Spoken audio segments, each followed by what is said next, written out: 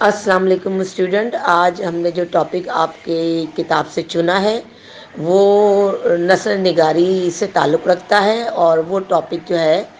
وہ عنوان جو ہے وہ ہے غالب کے خطوط کے نام سے۔ غالب کو بحث شاعر کے حوالے سے تو آپ نے بخوبی جانا، اور یہ بھی پہچان لیا کہ غالب شاعری میں ایک منفرد مقام رکھتے ہیں، اور انہوں نے شاعری میں جس طرح ایک اپنا مقام بنایا اسی طرح غالب نثر نگاری میں بھی ایک خاص مقام رکھتے ہیں۔ اور نثر نگاری کے حوالے سے جب بات کرتے ہیں تو یہ وہ شخص تھے جنہوں نے مراسلے کو مکالمہ بنایا، یعنی خطوط نگاری کو جس اعلیٰ مقام پر آپ نے پہنچایا وہ کوئی اور دوسرا نثر نگار نہ پہنچا سکا، اور یہی وجہ ہے کہ نثر نگاری میں خطوط کے حوالے سے آپ کا ایک منفرد مقام ہے جو بہت کم شخصیتوں کو نصیب ہوا۔ یعنی اگر میں یہ کہوں کہ آپ نے نظم اور نثر دونوں کے دامن کو موتیوں سے بھرا ہے تو یہ کہنا قطعاً غلط نہیں ہوگا، کیونکہ نثر میں آپ نے جس طرح خطوط کے حوالے سے کام کیا وہ کوئی دوسرا نثر نگار نہ کر سکا، لہذا نثر نگاری میں خطوط کے حوالے سے آپ کی ایک خاص پہچان ہے۔ تو آج جو ہم آپ کے خطوط نگاری کے حوالے سے پڑھیں گے تو غالب کی کے دو خطوط ہیں جو آپ کی کتاب میں شامل کیے گئے، ایک تو ہرگوپال تفتہ کے نام سے آپ نے تحریر کیا، اور دوسرا تھا میر مہدی مجروح کے نام سے۔ اور آپ جب پڑھیں گے تو آپ کو بخوبی اندازہ ہوگا کہ نثر نگاری میں غالب نے جس طریقے کو اختیار کیا وہ کوئی دوسرا نثر نگار نہ اپنا سکا، یعنی وہ طریقہ کار جس نے مراسلے کو مکالمہ بنایا، یعنی پڑھنے والے کو خطوط پڑھتے وقت بالکل ایسا محسوس ہوا جیسے کہ خط جو لکھے جا رہے ہیں، جن کے نام تحریر کیے جا رہے ہیں، گویا وہ آپ کے سامنے ہی بیٹھا ہو اور آپ اس سے مخاطب ہیں۔ تو یہ طریقہ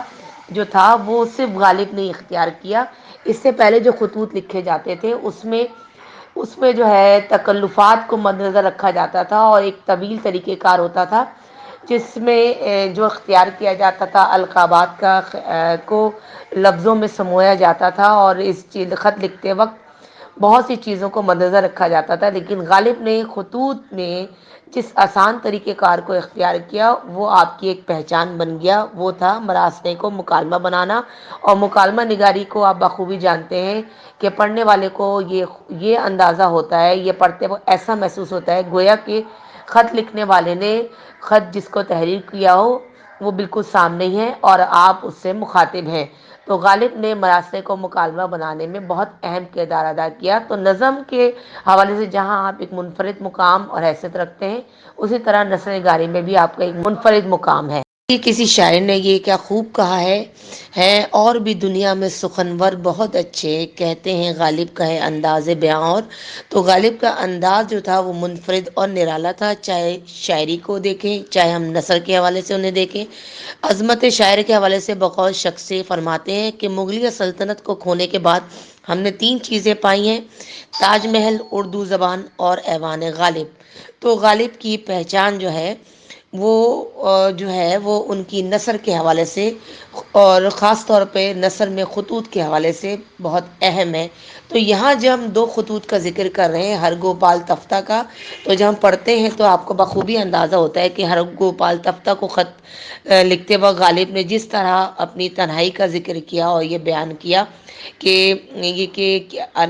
اگر ہرگوپال تفتہ اگر ان سے ناراض ہیں تو خط کیوں نہیں لکھتے، اور خط نہ لکھنے کی انہوں نے وجہ بھی دریافت کی ہرگوپال تفتہ سے، اور یہ کہا ہرگوپال تفتہ کے نام خط لکھتے وقت انہوں نے اسی چیز کا اظہار کیا کہ آپ جو ہیں وہ ناراض کیوں ہیں، اور اگر خط نہیں لکھتی ہے تو خط نہ لکھنے کی وجہ بھی بیان کریں، کیونکہ وہ جاننا چاہتے ہیں کہ آخر کیا وجوہات ہے جس کی بنا پر ہرگوپال تفتہ نے ان کو خط لکھنا چھوڑ دیا ہے، اور غالب یہ چاہت رکھتے ہیں کہ وہ انہیں خط لکھیں، اور اگر وہ خط لکھتے کے بعد بھی خط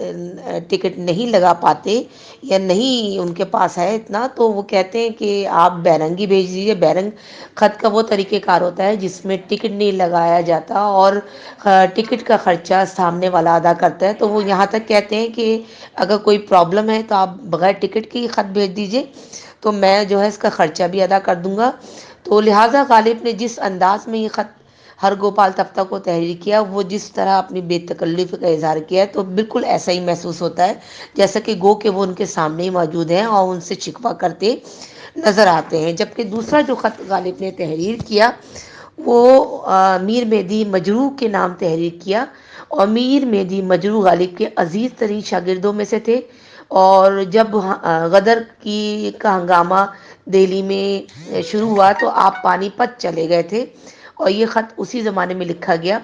اور جب مرزا غالب جو تھے وہ نواب یوسف علی خان کے ساتھ رامپور گئے تو انہوں نے پھر وہاں کا جس خوبصورتی کا نقشہ کھینچا رامپور کی، وہ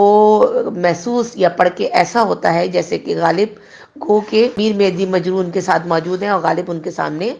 رامپور کا نقشہ کھینچ رہے ہیں۔ تو جس طرح انہوں نے بیان کیا رامپور کی خوبصورتی کا ذکر،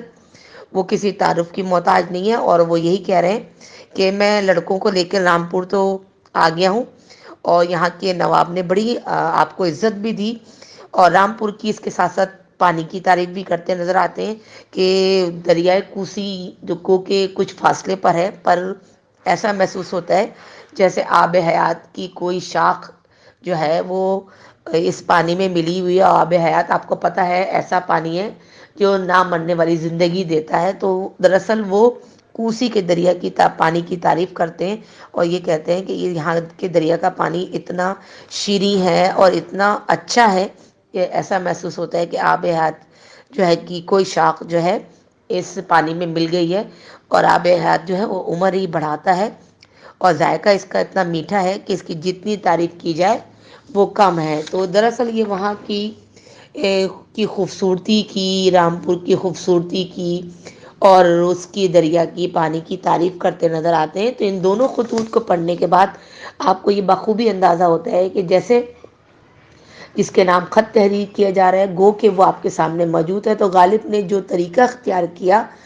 وہ کوئی عام شخص نہ اختیار کر سکا، اور اس لیے کہا جاتا ہے کہ آپ نے مراسلے کو مکالمہ بنا دیا۔